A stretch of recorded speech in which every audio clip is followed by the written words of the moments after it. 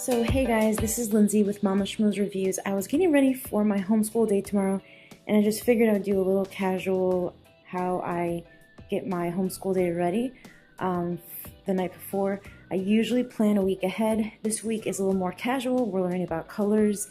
My son's 2.5 and my daughter's 4, so she knows all of her colors, but we're learning about like blending and all that stuff, and then just trying to teach my son his colors and just having a lot of fun. The books that we are reading right now, I have in this little, I don't know if you want to call it a morning basket, but this is just a basket I got at Marshall's the other day that I put on top of my homeschool cabinet because it really works out for me because I just put the books that we're reading after breakfast. So this is the Brown Bear, What Do You See? So this is a good color book. These are all books that I've already had. Our devotional, our Bible that we read, and my colors in Spanish. This is a great book to learn colors in Spanish.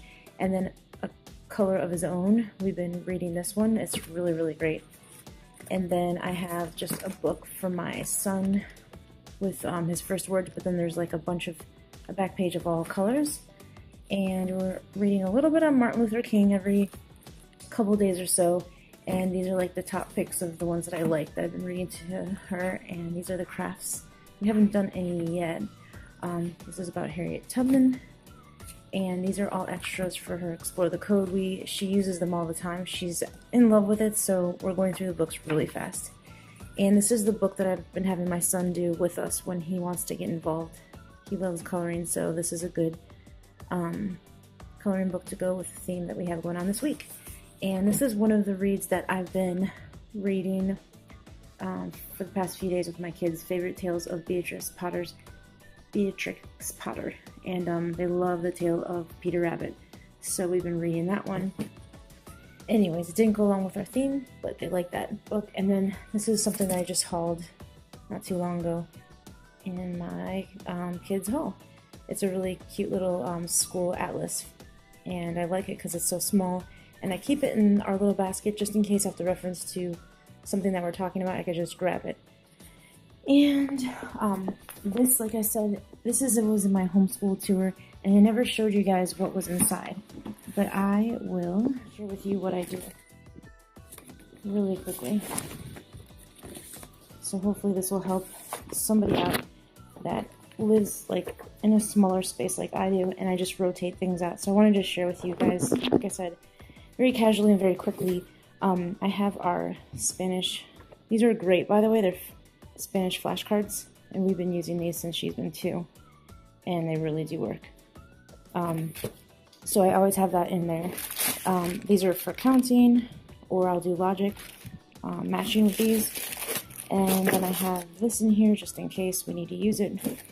And then I file all my flashcards in this, and I have a video on it, and I have 2 of these. And it's super simple. So if you do go to the Dollar Tree, I put all of our flashcards in it. And the one that I had in my video, I actually labeled. So you can organize them till your heart's desire. So yeah, I have my first counting book. What I do is I switch out our math.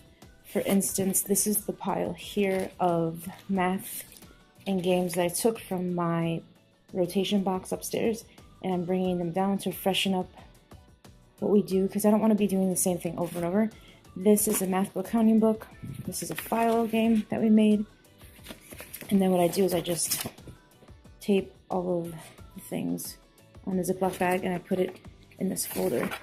So this was something that we did for the 4th of July, but we haven't done it in a while, so I figured I'd pull it out. But this is just something that she plays with. Let's say if I'm reading or she just wants to have fun, I leave it in here. I tend to keep this Math for All Seasons in here. It's a poem book with math. A alligator I was going to do with my son eventually, just keep in here. Our portfolio of stuff that we've done that I don't want to throw away yet. And a bunch of like construction paper. And then I have my science notebook and my interactive math notebook. I keep my science and my math notebook in here all the time. This is my daughter's notebook that she does once in a while.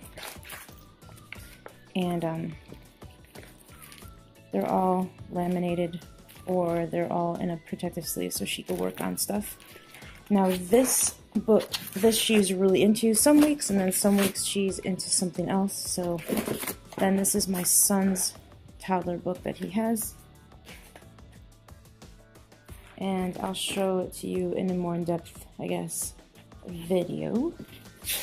And so this is what I did, you guys.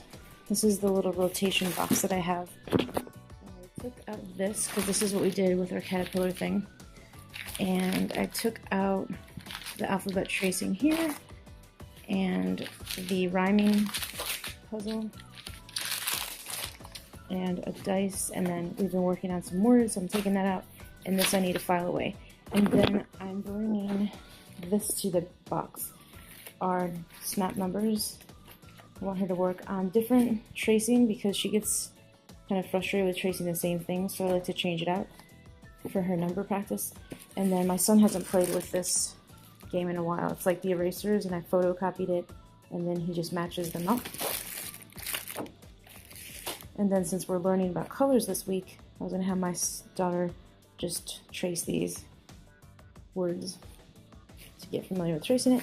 And then she needs to be practicing her letters, so I just took a whole entire Dollar Tree princess themed and Disney themed alphabet book, and I not laminated, I just kept the cover just to make it pretty, and it's the whole entire alphabet to trace. So she likes to do different things. We have tons of things to trace, so I like to just give her a variety, so I switch it out all the time. So these are the things that we are putting into this box, and then these are the things that I'm putting back upstairs. So like I said, you guys, I like switch things out a lot, and it really tends to help make their interest in school a little bit better because things are changing on a weekly basis. I try to change it out. So yeah, that's it. And she's really liking, like I said lately, Explore the Code. So I put 3 sheets on here on the clipboard, and I leave it out in the morning, and whenever she feels like doing her little school, she does it. And then I always leave out a laminated sleeve with something for her to be doing, and she can use her little markers. So that tends to work out. And then since they're learning colors this week, we have these little water blocks that I showed in my favorites video. And the really cool thing about these, you guys, the kids look through them and put them in the sunlight, and then they can mix like yellow and green, or not yellow and green, sorry, wrong one. They can mix like a blue and a yellow and make green. So this is an easy way to learn the colors and teach them what primary colors and how they mix and what colors they turn into, so it's good for my 4-year-old. So yeah, you guys, that's basically how I do it. If you want to see down here, I have like a bigger atlas, so if we want to look at anything else, we have that to reference. And then in this school little thing, I'll show you what I have called The World God Made. Then my favorite science workbook by Evan Moore, Animals. And I just have like extra construction paper in here. This was a book from when we did Madeline. And I just have a bunch of like learn shapes from my son. These great paint with water books, so when they want to paint, that's a good one to do. Hidden pictures, this one's a really good one. Explore hidden treasures in God's Word. And then just some coloring stuff, construction paper. I keep, oh, this is math. I need to bring this back upstairs. And just some coloring books and some sticker books. So that's what I do. I just keep all of the fun little activities, things that they don't need me for. So I'll just add all of the things that I want to work on. And I'll put that out for her. Probably put this out for my son. So I try to like set up the whole table. So in the morning, it's kind of like Christmas. They come down and they have all of their stuff ready for them. The numbers will work on later. And then her alphabet book. I don't like to put too much out and overwhelm her. You guys, I keep the stuff out for her in the morning. I have that for my son, and they could come and sit while I'm making breakfast. And these are the things that I'm taking upstairs to put back into our rotation rotation bin. So if you're wondering how I do my rotation, that's how I do it. So that's it, you guys. This is how I set up what we're starting for the morning, and then this is the stuff that I'm taking upstairs, and that's basically it. And then I just put back everything in here, and I really like it because it's very organized. And let me bring this out. I always bring this. Probably be reading the Bible tomorrow, and then I want to read. We just read Brown Bear, so I'm going to probably read this after Love His Own again, and then this cute little Spanish book to teach you the colors. If you guys don't have it, it's a really good book. I'll just share with you guys what it looks like. But this is a good way to learn your colors. By Rebecca Emberley. So yeah, that's what I usually do, is I just have our Bible and our books that we want to read, and then a few activities for them to do in the morning time while I'm making their breakfast. So I hope you guys like this. Sorry I'm so quiet, the kids are sleeping. But I wanted to share with you guys my rotation system and how I kind of set up for the night before. And like I said, this week's very casual, so I don't have a huge theme going on, but I've been doing printables and there's so many things to do with colors. So we're having a lot of fun. Thank you so much for watching. Give me a thumbs up if you like this, and let me know if you have any questions. Thanks for watching Mama Schmooze Review.